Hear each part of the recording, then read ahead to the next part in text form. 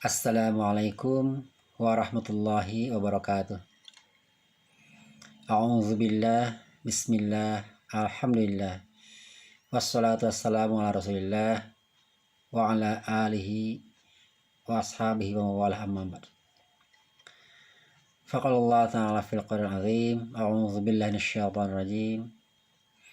Idhhab anta wa akhuka bi ayati wala taniya fi dzikri.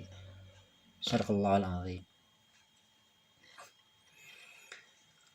Kejayaan kita sangat ditentukan oleh kokohnya iman dan unggulnya kesolehan yang kita lakukan setiap harinya.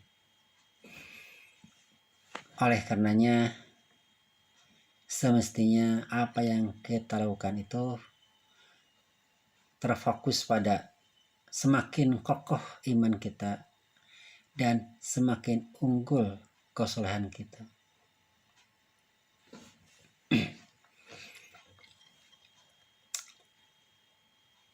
Alkisah seorang ustadz yang dapat tugas di pelosok untuk ngajar-ngaji anak-anak. Ketika di awal pengajian, dia bertanya pada anak-anak, "Wahai anak-anak, kalian tahu surga? Tahu. Apakah kalian mau masuk surga?" "Mau Ustadz, mau Ustadz, mau. Semua ngacungkan tangan dan bilang mau masuk surga. Kemudian mata Ustadz tertuju kepada seorang anak yang duduk di depan, tapi dari tadi tidak bilang apa-apa, hanya menunduk saja. Kemudian didekati dan ditanya, "Kamu tidak mau masuk surga?" Kemudian dia jawab, "Tidak Ustadz." "Kenapa? Yang lain itu semuanya mau, semua ngacungkan tangan.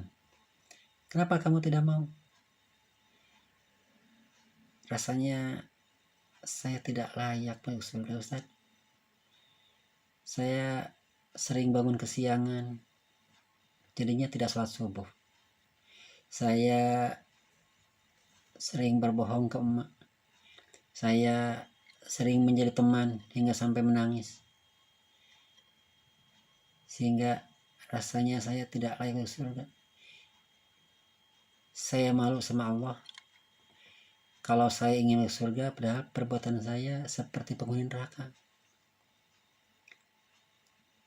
Dia mengatakan begitu sambil menunduk. Keruan saja sang ustadz merasa tertampar. Ada anak yang punya pikiran dalam seperti itu. Nah, sekarang kita kembali kepada kita. Apakah saat ini kita kira-kira kalau Allah manggil kita, kita dipanggil sama Allah, kita berpulang, sudah layakkah kita masuk surga? Bahkan sekarang dalam nuansa wabah virus corona, banyak orang yang tiap hari ada saja yang meninggal, yang dipanggil pulang. Nah, pertanyaannya, siapkah kalau saja kita yang dipanggil? Artinya, apakah kita ini sudah layak masuk surga Allah Ta'ala? Bahkan seorang anak pun tadi mikir-mikir, malu sama Allah Ta'ala kalau teriak-teriak menyebut-nyebut ingin masuk surga.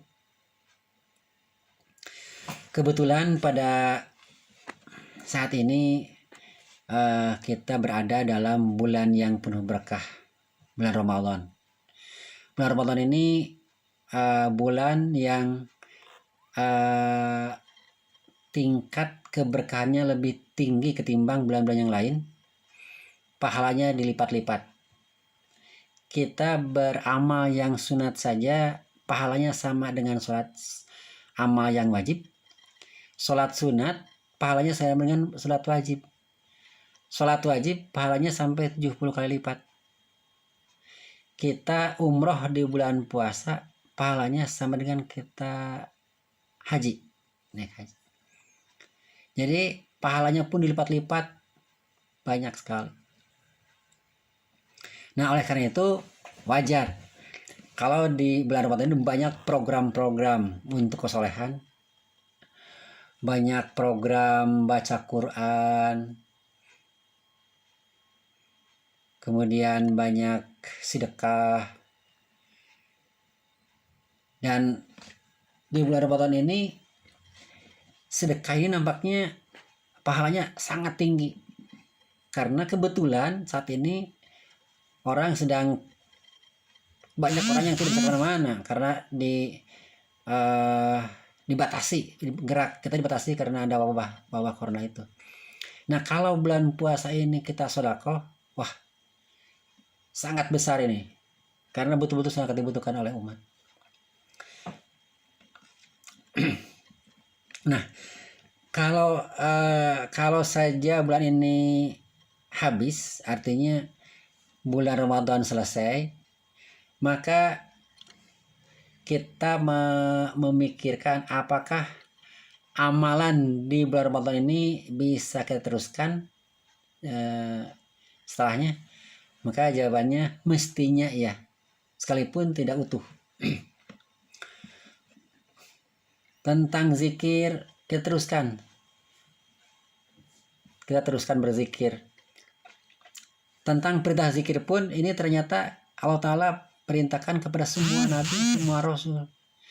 Nabi Musa pun ketika dia diutus oleh Allah Ta'ala untuk berdakwah kepada Firaun, dia mengatakan, pergilah kalian berdua dengan membawa tanda-tanda kebesaranku, dan jangan lalai kalian mengingatku. Jadi zikir itu harus dilakukan oleh semua hamba Allah Ta'ala, oleh semua nabi, bahkan kita pun mesti mengamalkannya. Kemudian mengenai sholat, kalau di bulan puasa kita ini banyak sholat wajib, sholat sunat, taraweh, duha. Dan setelah bulan Ramadan, maka kita bisa mengamalkan, meneruskan sholat duha.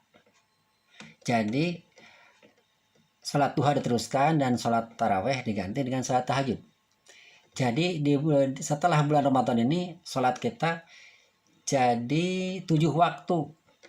Sholat subuh, duha, duhur, asar, maghrib, isya, tahajud. Nah, dengan begitu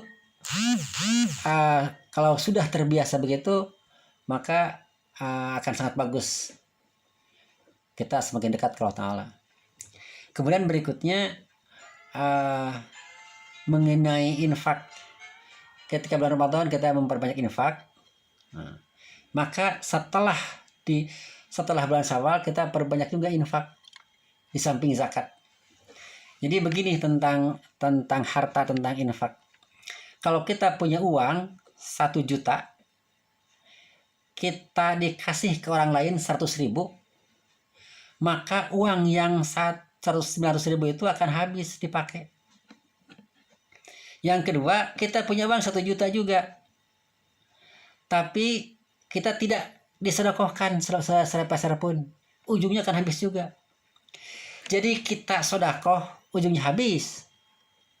Kita tidak sedekah, habis juga. Sama, kita punya uang 100.000,